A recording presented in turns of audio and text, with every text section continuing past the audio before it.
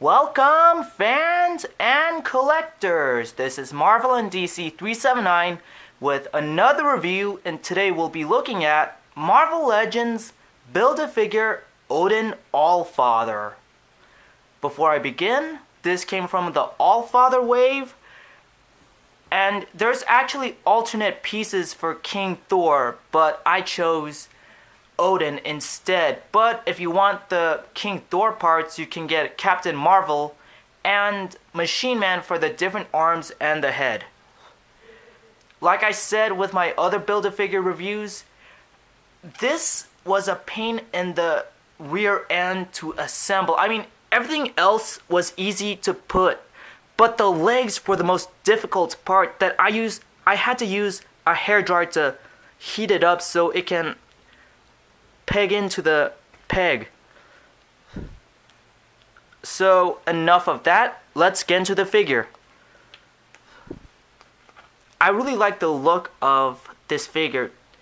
Definitely Asgardian or Viking-like with the armor. It looks very battle-worn. I like the detail with the strap right here, the gold buttons for his blue cape, which is a recolor of Thor's cape.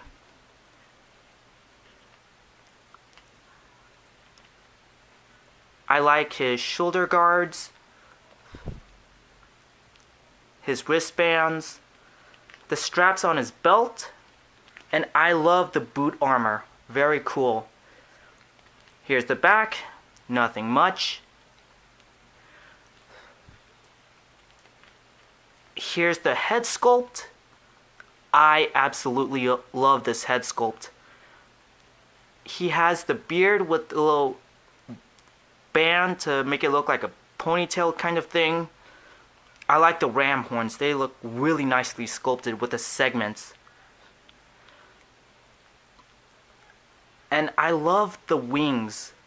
I noticed that Odin and his family members wear helmets with wings. Well, except Loki, because his has horns. Then again, he is the black sheep of the family.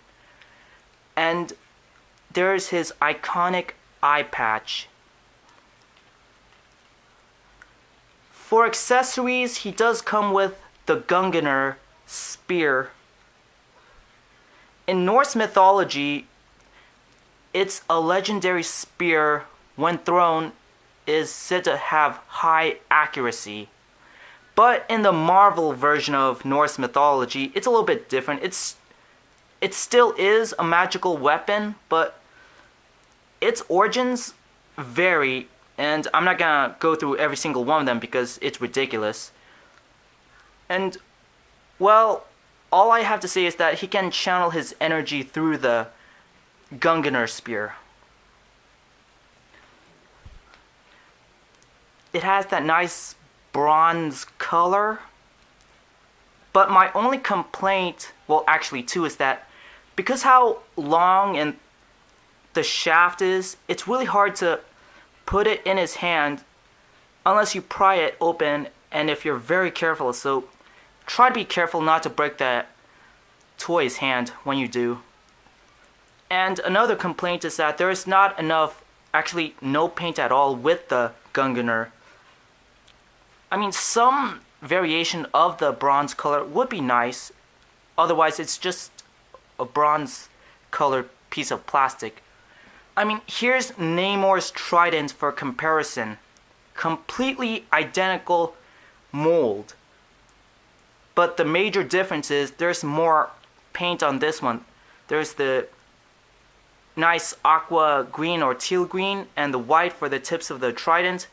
This one, it's just bronze, so very, well, it's not the worst thing I've seen on an accessory, but could have used more color.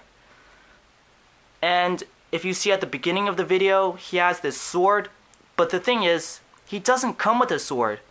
If you watch my Marvel Legends Thor review, I did say that I have this for a special occasion, and I did. In the comic books, Thor actually used a sword or swords called the Odin sword. It doesn't look like this, but hey, what can you do? For scale, he is a bit under 8 inches. Exactly 8 inches if you count the wings on his helmet. But I'm not going to count them, so he's a bit under 8 inches. He's taller than a normal Marvel Legends figure, but shorter than a standard Build-A-Figure. For articulation, there's a ball-jointed head, hinged shoulders, and there's a swivel shoulder armor, which is a nice touch. Bicep swivel, single hinge elbow, swivel wrist with a hinge, ball-jointed torso. There's hip joints, double hinged knees, and hinged ankles, but they get caught by the skirt, which is very disappointing. So I wish they could have done something, like make the plastic softer but durable for the legs to pose better. So my final thoughts on this guy. He's a decent figure. He has a lot of good and bad. Well, the good is, I really like the sculpt, the detail, and some paint on some areas. But there are some missing parts, like there needs to be more paint on the Gungnir spear. And I wish he had double hinged elbows. And I wish there's better well, the legs, they're articulate, but the skirt gets in the way, so I wish they could have done something to make a compromise. So I still recommend this figure, despite its flaws. Nothing is perfect. So thank you for watching, everybody. I'll see you in the next video. So until then, Excelsior, true believers. So let me get this straight. You let your first daughter get kidnapped by an invading army.